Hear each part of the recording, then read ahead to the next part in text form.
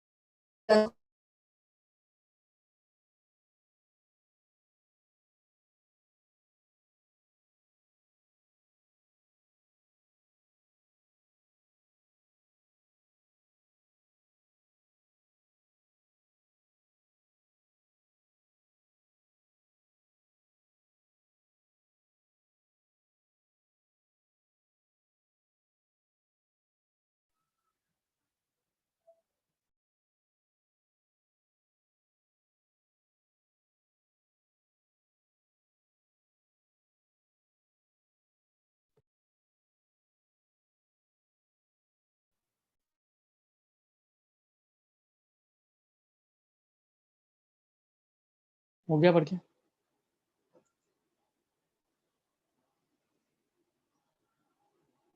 पढ़ो जल्दी। देखो फिर इसमें से एक चीज बतानी है एक्स्ट्रा, मतलब मैंने एक चीज नहीं बताई थी, पहले पढ़ो फिर मैं बताता हूँ।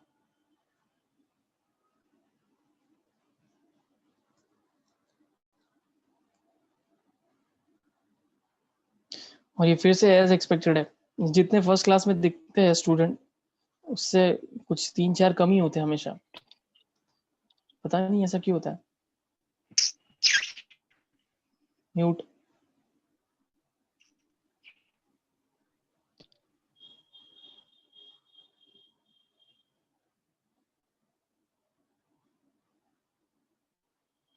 पढ़ के हुआ?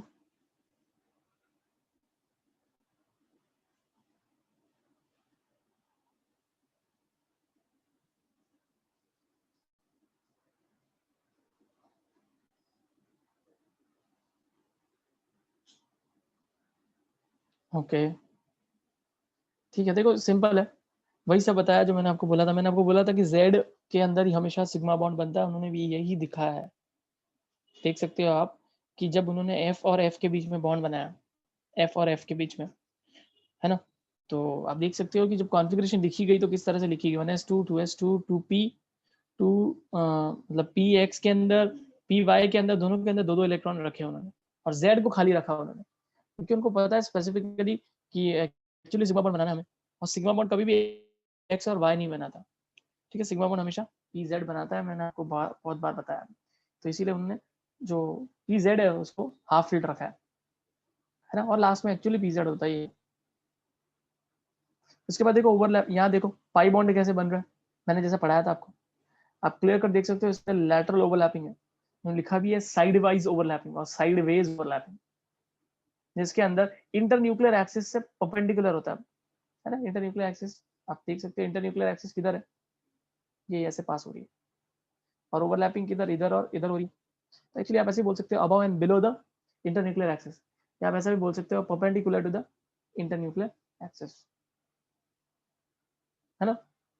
ओवरलैपिंग किधर हो रही है, perpendicular to the internuclear axis, but better हम ये वर्ड यूज करते हैं,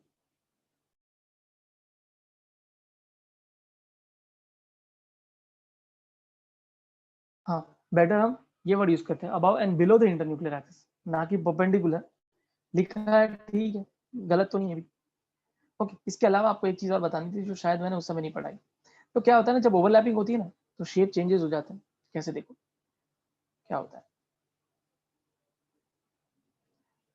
एस और एस ओवरलैपिंग, एस और एस ओवरलैपिंग पे कुछ ज्यादा फर्क नहीं पड़ता। क्या है ना, एक रूल है कि फर्क पड़ने वाला है पी में, तो आपको पता है पी में दो लोब्स होते हैं, है ना। पी का कोई भी ऑर्बिटल ले लो आप, उसके पास आपको पता है उसका जो शेप है वो डम्बल शेप है, तो उसके अंदर दो लोब्स होते हैं। अब जो लोब में ओवरलैपिंग होती है, आपको पता है दोनों जो लोब्स है उनमें तो ओवरलैपिंग नहीं होती है, किसी एक लोब में ओवरलैपिंग होती है। जैसे फॉर एग्जांपल आप देख सकते हो ये एक पी है, समझो ये एक पी जेड है, फिर दूसरा पी जेड है ना, तो ओवरलैपिंग कौन से में होने वाली है? ओवरलैपिंग मैं ब्लैक कर रहा हूँ, ये वाले लोब और ये वाले लोब में होने वाली है ना।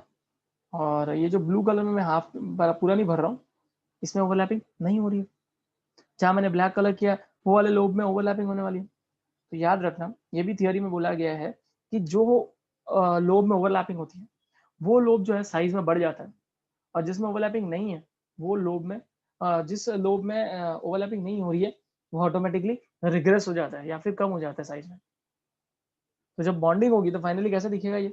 फाइनली जब बॉन्डिंग होगी तो ये ऐसा नहीं दिखने वाला है, तो आप इसको ऐसे नहीं दिखा सकते,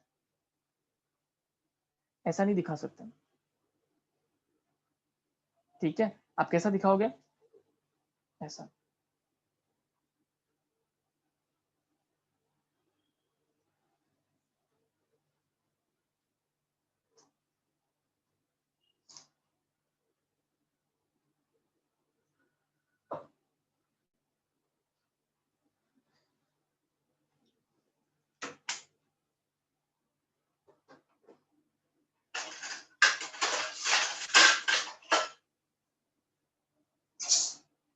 मैं परफेक्टली ड्रॉ तो नहीं कर पाया इलेक्ट्रॉन्स, तो बट तो भी मैंने आपको समझा दिया। आपके स्क्रीन पे आई थिंक विजिबल है ये डायग्राम। आप देख सकते हो कि पी के 2 लोब्स थे, बट 2 लोब्स में से जिस लोब ने पार्टिसिपेट किया ओवरलैपिंग, उसकी साइज काफी ज्यादा बढ़ गई है ना। और जिस लोब ने पार्टिसिपेट नहीं किया उसके लोब की साइज रिड्यूस कर दी है। तो फाइनल जो आपको दिखेगा ओवरलैपिंग होने के बाद वो कुछ ऐसा दिखेगा।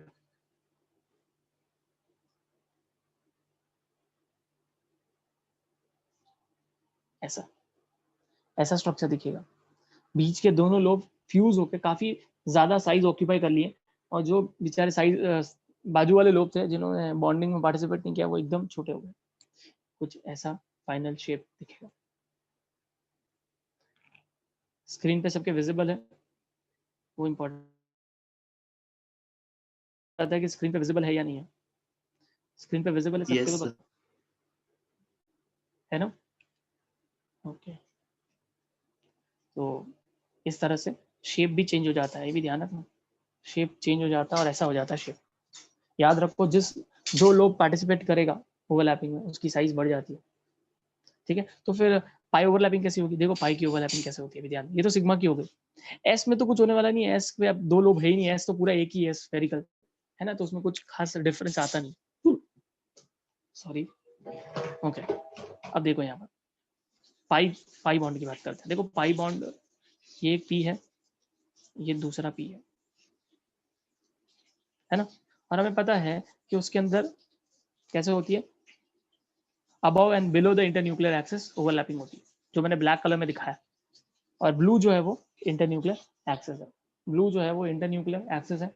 ओवरलैपिंग जो है वो above and below the internuclear axis है। हालांकि वहां ओवरलैपिंग नहीं है, मैं मानता हूँ, बट हम उसको फिर भी ओवरलैपिंग ही बोलते हैं। मैंने आपको पहले भी बोला है, इसको हम बोलते हैं side wise overlapping, side wise overlapping, ठीक है, और लैटरल ओवरलैपिंग, ठीक है। अब जब ओवरलैपिंग होती है, ओवरलैपिंग एक्चुअली ओवरलैपिंग होती है, मैंने इसमें दिखाया नहीं फॉर योर मतलब बेटर विजुअल कन्वीनियंस के लिए, ताकि आपको दिखे एक्चुअली ओवरलैपिंग होती भी है। ओवरलैपिंग कैसे होती होगी? ऐसे होती है। हालांकि ज्यादातर बुक्स में ऐसा दिखाया नहीं होता और थोड़ा मुश्किल भी होता है दिखाना, ऐसा होता है।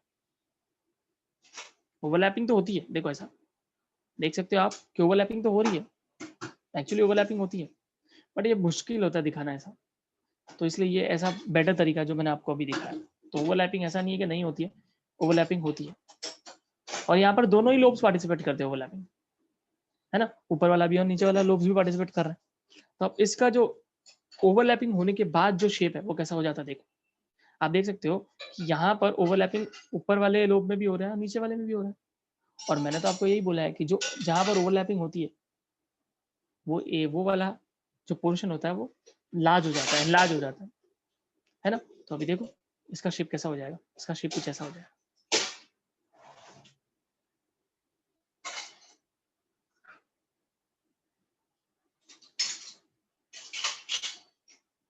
लिटरली ऐसे 2 बॉक्सेस बना दिए मैंने तो। क्या हो गए? वो दोनों जो ऊपर वाले लोब्स थे वो फ्यूज हो चुके हैं, वो दोनों लोब्स फ्यूज हो चुके हैं, और नीचे जो 2 लोब्स थे वो फ्यूज हो चुके हैं। ठीक है, और बीच में क्या पास हो रही है? Internuclear access. बीच में क्या पास हो रही है? Internuclear access. प्लीज ज्यादा मत सोचना कि ये बीच का ऐसा ऐसा था, वो सब नहीं सोचना। जैसा बताया वैसा ध्यान रखना। उनका सिर्फ इतना ही लॉजिक था कि जो ओवरलैप में पार्टिसिपेट करते हैं उनको हमें एनलार्ज करके दिखाना है, उसको हमें एनलार्ज करके दिखाना है। यहाँ पर ऊपर भी हो रहा था, नीचे भी ओवरलैपिंग हो रही थी, इसीलिए मैंने दो ऊपर वाले दोनों को फ्यूज कर दिया, नीचे वाले दोनों को फ्यूज कर दिया। फाइनल सिनेरियो कुछ ऐसा होता है। समझ में आया? स्क्रीन पे सबके विजिबल है? यस। ठीक है, तो ये भी ध्यान में रखना। इस तरह से फाइनल डायग्राम आता है, इस तरह से फाइनल डायग्राम आता है। ठीक है, तो ये हो गया पी ओवरलैपिंग का डायग्राम, जिसमें एक सिग्मा भी बता दिया, पाई भी बता दिया। अब बच्चा एस पी में भी हो सकता है, बिकॉज एक पी है तो उसमें कैसा होगा डायग्राम? आपको पता है एक तो ऐसी है, उसमें कुछ चेंजेस नहीं आने वाले, पर दूसरा पी है ना, समझो ये वाला पी वाला लोब जो है वो पार्टिसिपेट कर रहा है बॉन्ड में। तो पहले तो ऐसा था पी पूरा, दोनों तरफ सिमेट्री था, बट अभी सिमेट्री नहीं रहने वाला है। जैसे बॉन्ड बनेगा ऐसा दिखेगा अभी,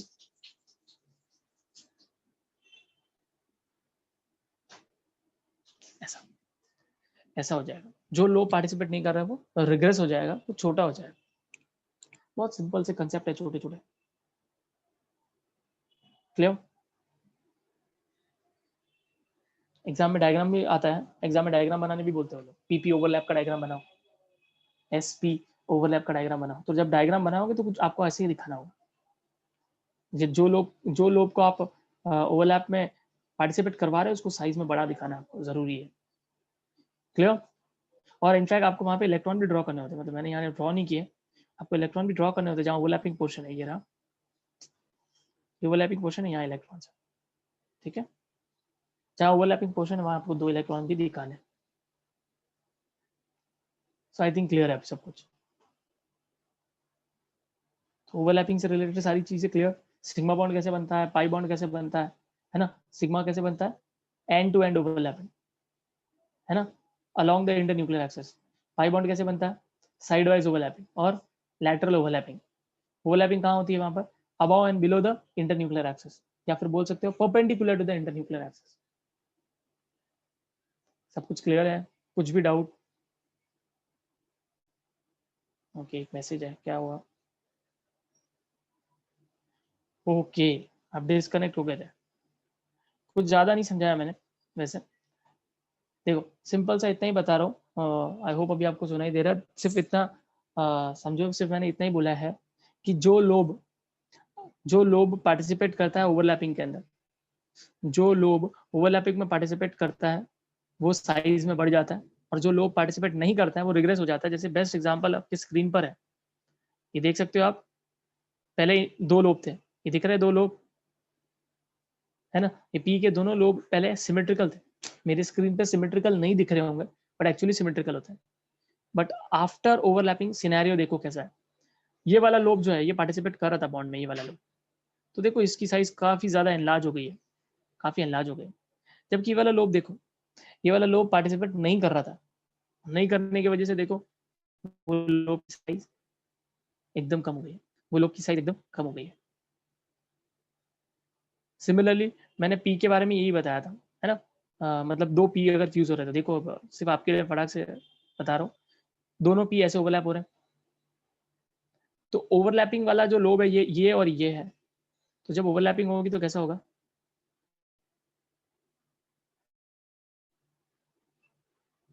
ऐसा।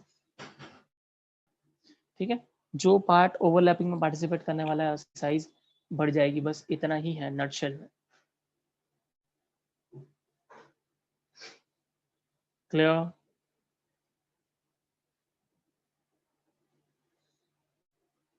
और प्लीज हो सके तो नेटवर्क जोन में रहो।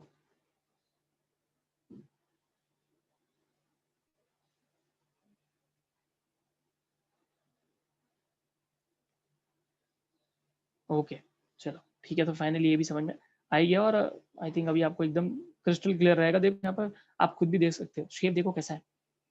इन्होंने गलत बताया शेप, इन्होंने मॉडिफाई नहीं किया, मतलब इन्होंने देखो येलो वाला जो पोर्शन है वो पार्टिसिपेट नहीं कर रहा है, तो ब्लू वाला पोर्शन जो है वो पार्टिसिपेट कर रहा है।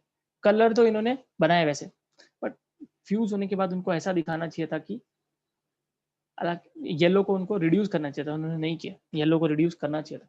ठीक है, येलो को उन्होंने रिड्यूस करके नहीं दिखाया। दोनों पी के जो लोब्स है वो तो फ्यूज हो गए, बट येलो जो है वो शॉर्ट हो जाता है, जो नहीं दिखाया उन्होंने। सिमिलरली आप एस और पी के बीच में देख सकते हो, देखो एस और पी जो है, जो फ्यूज पोर्शन है उसको उन्होंने ब्लू दिखाया वापस, जो नहीं होने वाला है वो येलो है, तो उसमें भी वैसे ही है, बट वापस उन्होंने येलो को शॉर्ट नहीं किया, ऐसा नहीं होता है, शॉर्ट हो जाता है। ठीक है, और आप यहाँ देखो, यहाँ क्लियर कट है, ये जो ऊपर के दो ब्लू ब्लू है वो फ्यूज होने वाले हैं, और नीचे के जो दो पिंक पिंक है वो फ्यूज होने वाले हैं। और स्ट्रक्चर देख सकते हैं आप कैसा है, पूरा ऊपर एक ब्लू ब्लू कलर हो गया है, नीचे पूरा पिंक हो गया, दोनों फ्यूज हो गए, और बीच में इंटरन्यूक्लियर एक्सिस, इसको बोलते हैं पाई ओवरलैप। पाई ओवरलैप, पाई ओवरलैप भी बोल सकते हो, साइड वाइज ओवरलैप भी बोल सकते हो, लैटरल ओवरलैपिंग भी बोल सकते हो। ठीक है, तो आई थिंक अभी मैंने एकदम क्लियर कर दिया, और अब सबसे ज्यादा इंपॉर्टेंट टॉपिक आ रहा है। वापस आप सोचोगे हर बार हर चीज में इंपॉर्टेंट बोलते हैं, बट है, मैं कुछ कर ही नहीं सकता, और अगेन बहुत ज्यादा इंपॉर्टेंट टॉपिक आ रहा है, दैट इज हाइब्रिडाइजेशन। हाइब्रिड, आप लोग हो चाहिए आपको तो थोड़ा टाइम ले लो, थोड़ी देर रुक जाओ, बट एकदम प्रिपेयर्ड रहो, क्योंकि बहुत ज्यादा इंपॉर्टेंट टॉपिक है। अगेन अब तक जो मैंने पढ़ाया था आपको sp3 एंड ऑल, वो सब डायरेक्ट ऐसे मैंने बॉक्स फिल करवाया, ट्रिक समझाया है कैसा होता है sp3। अभी आपको एग्जैक्टली समझ में आएगा कि कहाँ से आया वो एग्जैक्टली sp3 कैसे बन रहा है, क्या होता है sp3। ठीक है, क्या sp2 होता है, क्या sp3d2 होता है, what is the difference between s and sp3, क्या डिफरेंस है।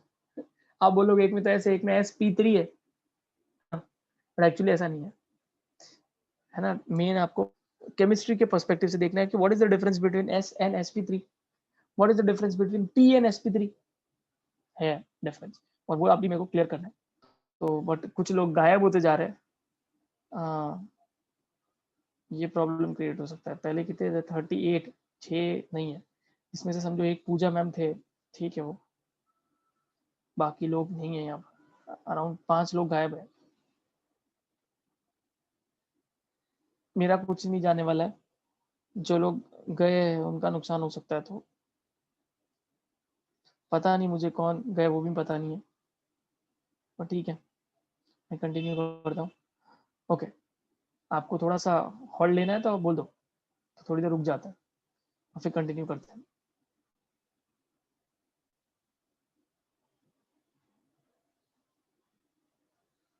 ठीक है,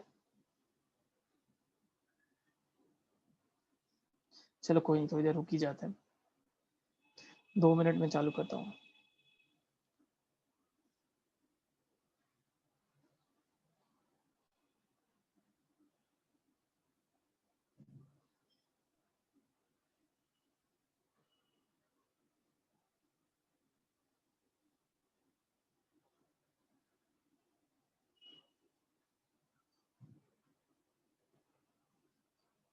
इसका आंसर तब तक सोचो, एफ का,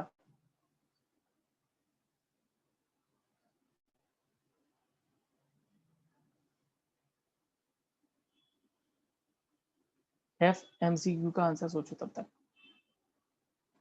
घाई नहीं, आराम से बताओ। कभी भी एंगल पूछते तो क्या पहले सबसे पहले देखना चाहिए, हाइब्रिडाइजेशन, क्योंकि आपको बिना हाइब्रिडाइजेशन एंगल कैसे पता चलेगा।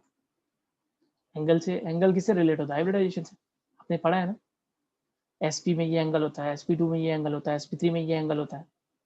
तो कभी भी एंगल पता करना है तो उसके लिए हाइब्रिडाइजेशन पता होना चाहिए, और हाइब्रिडाइजेशन तो आई थिंक आपको निकालने तो एटलीस्ट आता ही है, उसकी इन डेप्थ नॉलेज नहीं है, बट पर ऊपर से तो पता ही है।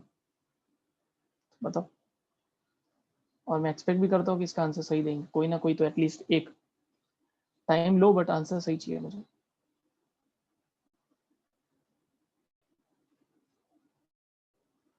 बट आप रॉन्ग भी बोलोगे तो चलेगा, बट कोशिश करो, ट्राई पूरा करो, देखते हैं। एफ, क्या लगता है आपको सबसे मिनिमम एंगल केस में।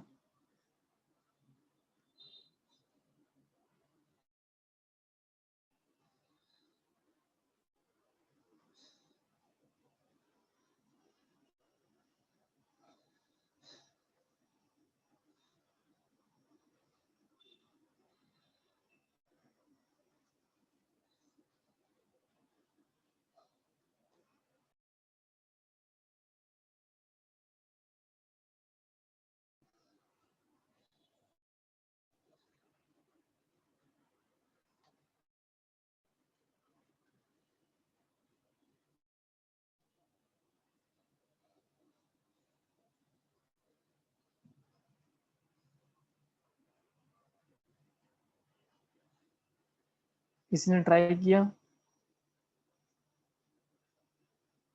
ओके, सही है आपका आंसर। एक आंसर आया है, सही भी है।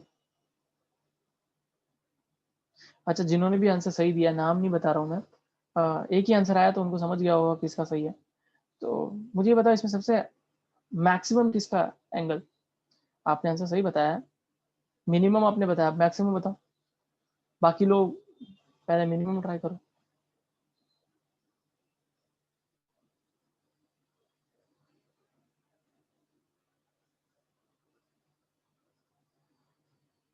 ओके,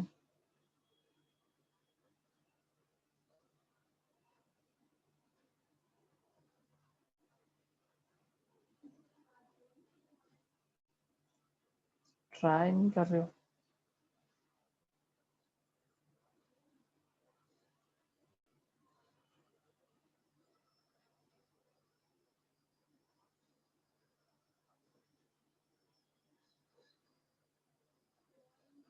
ओके, 3 लोगों ने आंसर दिया है, 4। इसमें से अब मेरे को नाम लेना जरूरी है। तिशिया, आप चेक करो एक बार वापस, बाकी लोग का सही है। लैंड्रॉय, आपने दूसरे क्वेश्चन का भी आंसर सही दिया है। आई होप आप एक्सप्लेन भी कर पाओ।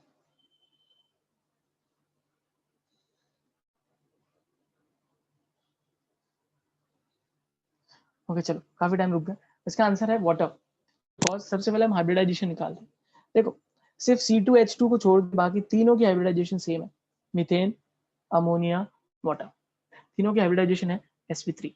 आई थिंक आपको पता भी होगा, इन तीनों की हाइब्रिडाइजेशन sp3 ही है। और अगर sp3 है तो सबका एक्सपेक्टेड बॉन्ड एंगल है 109 डिग्री 28 मिनट्स। बट मैंने आपको एक चीज बताई थी कि जैसे जैसे नंबर ऑफ लोन पेयर बढ़ते हैं वैसे वैसे बॉन्ड एंगल कम हो जाता है। तो आपको पता है मीथेन में एक भी लोन पेयर नहीं है, अमोनिया में एक लोन पेयर है, वाटर में 2 लोन पेयर है। तो इस वजह से अब तक इतना तो समझ में आया कि सबसे ज्यादा कम एंगल वाटर में होगा। बट अभी भी हमें C2H2 को चेक करना है, C2H2 को चेक करना है। मैं इन तीनों की बात कर रहा हूँ, इन तीनों में सबसे बॉन्ड एंगल वाटर में होगा। इनफैक्ट मैंने आपको इसको याद करने भी बोला था, 104.5 आई गेस। ठीक है, तो अब C2H2 से कंपेयर करते हैं इसको। C2H2 आपने पढ़ा होगा, ये ऑर्गेनिक से रिलेटेड है थोड़ा सा। C2H2 जो होता है वो आपको पता है वो एसिडिलिन है ना, अल्काइन है। स्कूल में पढ़ा इतना तो कि वो अल्काइन है ना। अल्काइन में भी कौन सा अल्काइन? इथाइन है वो, इथाइन। ओवरऑल बोल सकता हूँ अल्काइन है। और अल्काइन जो है वो आपको पता है उसके अंदर हाइब्रिडाइजेशन कौन सी होती है, इतना बताओ एटलीस्ट। चलो, अल्काइन में हाइब्रिडाइजेशन क्या होती है? अल्काइन में हाइब्रिडाइजेशन क्या होती है? तो ऑर्गेनिक में पढ़ा होगा, अल्काइन हाइब्रिडाइजेशन क्या होती है?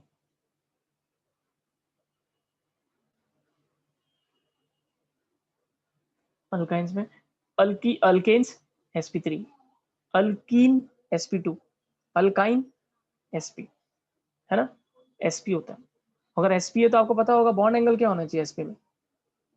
sp है तो sp में बॉन्ड एंगल क्या सिखाया था मैंने आपको? sp में बॉन्ड एंगल कितना सिखाया था? sp का स्ट्रक्चर कैसा है? लीनियर। लीनियर है तो एंगल क्या है? 180 डिग्री। तो ऑब्वियसली बहुत लॉजिकल है कि C2H2 जो है वो तो sp है, उसमें 180 डिग्री है। बाकी तीन जो थे वो sp3 थे। तो ऑब्वियसली सबसे मिनिमम एंगल किसमें है? वाटर में। सबसे मिनिमम एंगल किसमें है? वाटर में। और आपको ये भी समझ में आ गया होगा अब तक कि सबसे मैक्सिमम किसमें है? सबसे मैक्सिमम किसमें है? बताओ, सबसे मैक्सिमम किसमें है? जिन्होंने बता दिया था ठीक है, जिन्होंने नहीं बताया, एक आंसर आया मैक्सिमम के लिए। बाकी लोग, मैक्सिमम एंगल किसमें है? बहुत सिंपल है, इस तरह से देखना होता है। जब कभी भी बॉन्ड एंगल चेक करना है उसके लिए सबसे पहले हाइब्रिडाइजेशन का नॉलेज होना चाहिए, क्योंकि बिना हाइब्रिडाइजेशन और फिर बॉन्ड एंगल्स का आपको नॉलेज होना चाहिए, किसमें बॉन्ड एंगल है किसमें नहीं है या नॉट। तो आई होप आपको इतना समझ में आ गया होगा कि सबसे ज्यादा एंगल C2H2 में। क्यों? क्योंकि C2H2 180 डिग्री है, 180 डिग्री है। और बाकी तीनों के तीनों उसमें एक्सपेक्टेड था 109 डिग्री 28 मिनट्स, बट क्योंकि वाटर में सबसे ज्यादा लोन पेयर है इसलिए सबसे कम है। क्लियर है ये MCQ? ये अप्रोच होता है। क्लियर?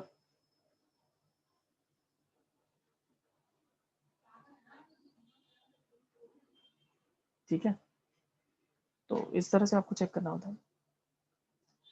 इसके ऊपर वाले क्वेश्चन का आप आंसर दे सकते हो, क्योंकि मैंने ऐसे ही फ्लो में बोल दिया था आपको रीजन। देखो मैंने बोला भी था, ये एक थियरी है जिसको लाया गया था just to prove one thing. तो आप उसका आंसर बता सकते हो क्या ई का? हालांकि मैंने नहीं पढ़ा है, बट देन टू तो आंसर बता सकता है? परफेक्ट, है ना? बताया था मैंने आपको ऐसे ही फ्लो में कि कौन सी ऐसी थियरी है जिसको लाया गया था सिर्फ चीज को प्रूव करने के लिए, that is oxygen is paramagnetic. Oxygen को पैरामैग्नेटिक प्रूव करने के लिए थियरी को लाया गया था, and that is MOT, molecular orbital theory. Molecular orbital theory को लाया गया था just explain oxygen is paramagnetic and not diamagnetic. हालांकि और भी बहुत सारे रीजंस है, ऐसा नहीं है खाली इसीलिए ही लाया गया था, बट आपकी बुक पे आपकी बुक के अंदर या आपके लेवल पर इतना ही है इसका यूज। ठीक है, अब ये भी बता सकते हो ए। चलो ट्राई करो, देखते हैं कौन सही बताता है। ए का आंसर कैसे बताओगे? Which molecule is linear? तो दिमाग में आना चाहिए लीनियर मतलब कौन सा हाइब्रिडाइजेशन। और हाइब्रिडाइजेशन अगर पता करना है तो मैं क्या यूज करूंगा? कोई ट्रिक है इसको यूज करके पता कर सकते हो? चलो करो, इसका आंसर निकालो। टाइम लो भले, बट आंसर चाहिए। बट मैं ज्यादा भी टाइम नहीं दे सकता। टाइम लो इसका मतलब ये नहीं है 10 मिनट तक आप आंसर ना दो। ठीक है, चलो ट्राई। लिंक करना चाहिए, लीनियर नॉल ये सब। क्या बात करो, इतना जल्दी आंसर निकाल लिया आप लोगों ने? आई होप कहीं से देख के नहीं बोल रहे हो। 3 लोगों ने आंसर दिया है, पक्का कहीं से देख के तो नहीं बोल रहे हो ना? चलो ठीक है, अच्छी बात है। तो जिन्होंने भी आंसर दिया है मुझे बताओ, आपने किस बेसिस पे बोला ये?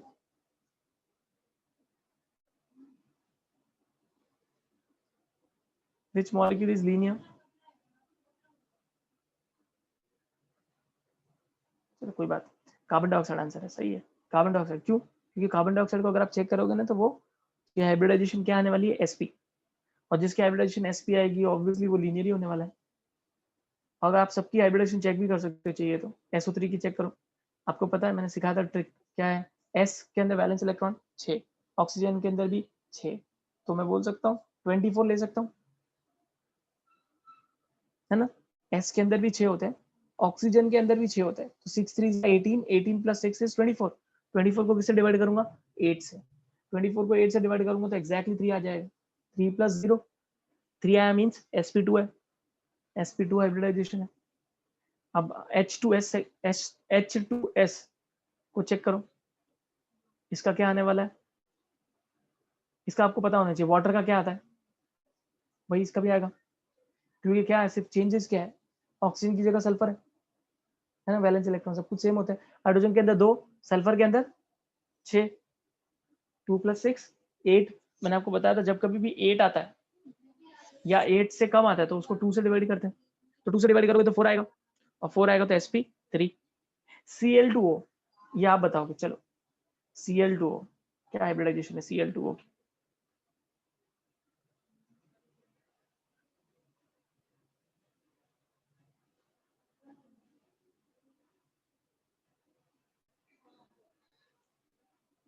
अब मैंने बताया, कितना आप पढ़ रहे हो उसे ये तो पता चले। Cl2O की हाइब्रिडाइजेशन क्या होनी चाहिए?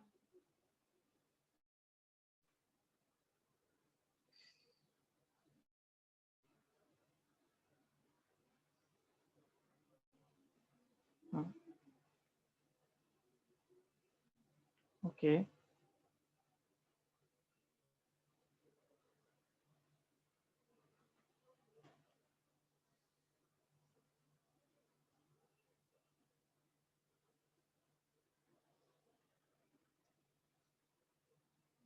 परफेक्ट, 2 आंसर आ गए। कॉम्बिनेशन बता सकते हैं एग्जैक्ट कॉम्बिनेशन क्या है? मतलब 1+3, 2+3, जिन्होंने आंसर निकाला है, 2 आंसर आया तो बता भी सकते हो।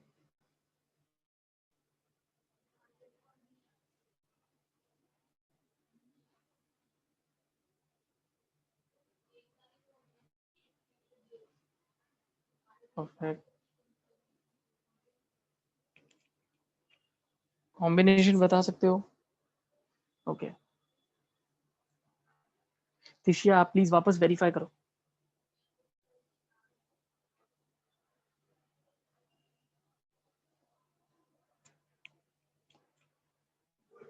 आंसर इज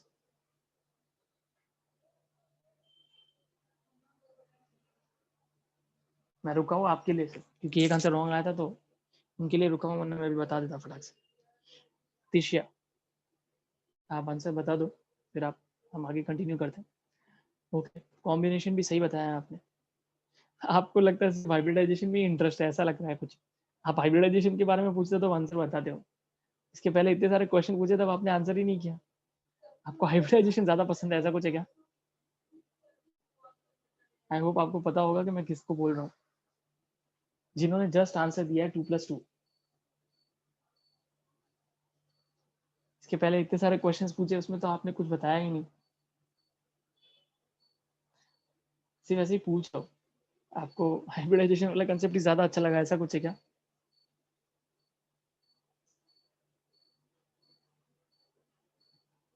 चलो ठीक है, कोई बात नहीं। आंसर है sp3। sp3 है। तिशिया आपने जो बताया 2+3 वाला कॉम्बिनेशन ही है, 2+2 वाला कॉम्बिनेशन है ना? 2+2 वाला कॉम्बिनेशन sp3 आएगा। sp3 आएगा क्योंकि एक्चुअली अगर आप इनका ऐड करोगे तो 20 आएगा आपको, है ना? क्योंकि क्लोरीन जो होता है उसके अंदर 7 वैलेंस इलेक्ट्रॉन होता है, 7 2 14 + 6 ऑक्सीजन, तो 20 आएगा। 20 को 8 से डिवाइड करोगे तो पहले 8 2 16, है ना? 8 2 16, पीछे कितने बचे? 4। 4 को 2 से डिवाइड करोगे तो वापस 2 आएगा, तो 2+2 वाला कॉम्बिनेशन है। sp3 हाइब्रिडाइजेशन आएगा, तो ऑब्वियसली लीनियर कौन है फिर? CO2। समझ में आया? हाँ, आपको ही पूछा था। ठीक है। अच्छा, कोई एक और चीज पूछता हूँ मैं, देखो क्योंकि केमिकल बॉन्डिंग है तो मैं आपको मैं पूरी कोशिश करता हूँ कि मेरे पास जो भी नॉलेज है वो मैं आपको डिलीवर करूँ। हमेशा मेरी यही कोशिश रहती है। अब कितने लोग इसको एक्सेप्ट करते हैं वो आपके ऊपर है। मुझे बताओ ये ऐसा क्यों लिखा, Cl2O क्यों लिखा? OCl2 लिख सकते हैं क्या? OCl2 लिख सकते हैं? ज्यादातर देखो, ज्यादातर कभी भी नाम लिखते तो हम ऐसा देखते हैं ना कि जो एक होता है नंबर में उसको पहले लिखते हैं SO3। O3S तो नहीं लिखते। CO2 O2C तो नहीं लिखा हमने। फिर यहाँ ऐसा क्यों? हालांकि H2S में भी वैसा है, बट देन टू Cl2O जो है उसको क्या OCl2 लिख सकता हूँ मैं? क्या वो सही होगा? और अगर नहीं है तो क्यों नहीं है?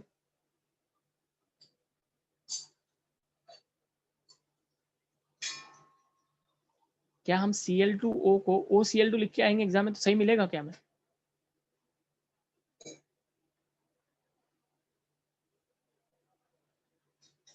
रीजन? रीजन क्या है? ठीक है, आप लोगों ने बोला है कि नो, रीजन क्या है? क्यों Cl2O लिखा गया है और OCl2 नहीं लिखा?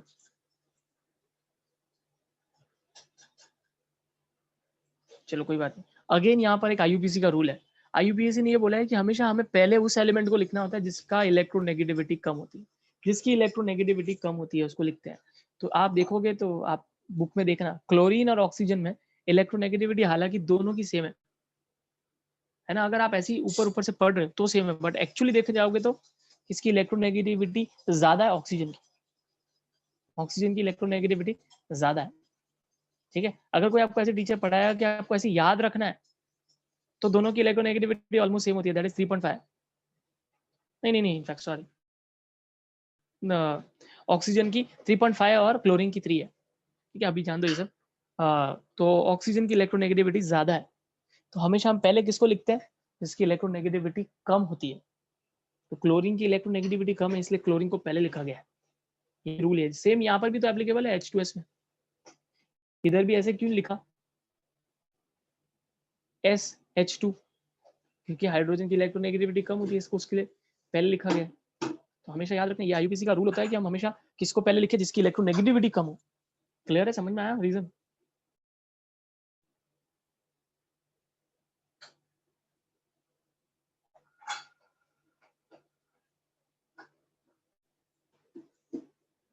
सब छोटी छोटी चीजें हैं जिनको आपकी कंसेप्ट क्लियर कर सकते हैं ये सब चीजें।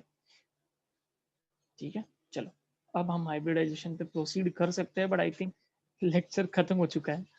कोई बात नहीं, मैं चाहता ही था कि थोड़ा गैप हो, और मैं हमेशा ऐसे ही पढ़ाता हूँ, मतलब मैं क्वेश्चंस बीच में पूछता ही हूँ ताकि आपको बोर ना हो कंटिन्यूस थियरी थियरी थियरी। तो अगले क्लास से हम हाइब्रिडाइजेशन स्टार्ट करने वाले हैं, और बहुत ही ज़्यादा इंपॉर्टेंट है। अगेन वो तो जो पढ़ा था हमने वो ऊपर ऊपर से पढ़ा था, हमने एक चार्ट भी बनाया एंड ठीक है, बट आपको एग्जैक्टली समझ में आना है कि what is the difference between sp3 और sp। मैं अभी थोड़ा थोड़ा इसके बारे में अभी बता रहा हूँ, हालांकि मैं अगले क्लास में कंटिन्यू करने वाला हूँ।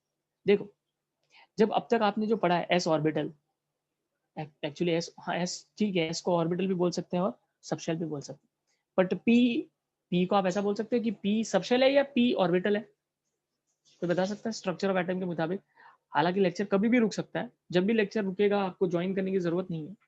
मेरा क्वेश्चन है कि क्या पी को आप ऑर्बिटल बोलोगे या पी को आप सबशेल बोलोगे?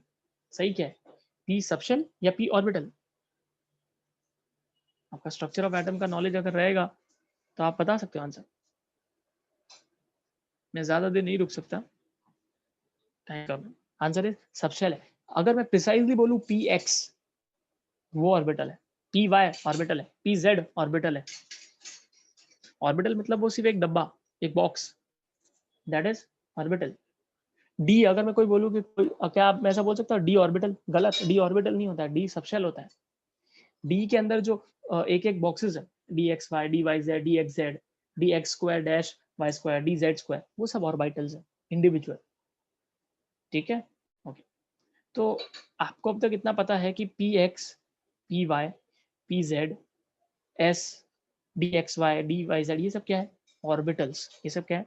ऑर्बिटल्स। इनको बोला जाता है प्योर एटॉमिक ऑर्बिटल्स, क्योंकि ऑब्वियसली प्योर है, कुछ भी नहीं है इसके अंदर, सिर्फ प्योर एटॉमिक ऑर्बिटल। अभी के लिए समझो इसको क्यों प्योर बोला, वो भी आपको समझ में आ जाएगा, हालांकि अभी तो लेक्चर रुक जाएगा, बट इसको बोलते हैं प्योर एटॉमिक ऑर्बिटल्स, या फिर सिंपली एटॉमिक ऑर्बिटल्स बोलते हैं। फिर ये sp3 क्या होता है पता है आपको? sp3 पूरा एक ऑर्बिटल का नाम है।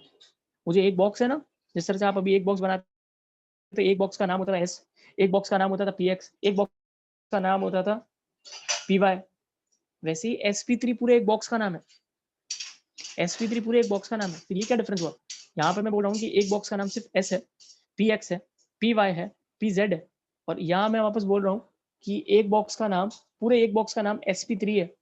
डिफरेंस ये है कि अभी के लिए इतना समझो कि जो खाली s बोलता हूँ ना, उसका मतलब होता है प्योर एटॉमिक ऑर्बिटल्स या खाली एटॉमिक ऑर्बिटल, जबकि sp3 जो बोल रहा हूँ मैं, वो भी ऑर्बिटल है, वो भी ऑर्बिटल है, उसको बोलते हैं हाइब्रिडाइज्ड ऑर्बिटल, उसको बोलते हैं हाइब्रिडाइज्ड ऑर्बिटल। तो जब कभी भी आपको कोई पूछेगा what is the difference between sp3 orbital and s orbital और px ऑर्बिटल और py ऑर्बिटल, डिफरेंस यही है कि s orbital, px orbital, py orbital ये प्योर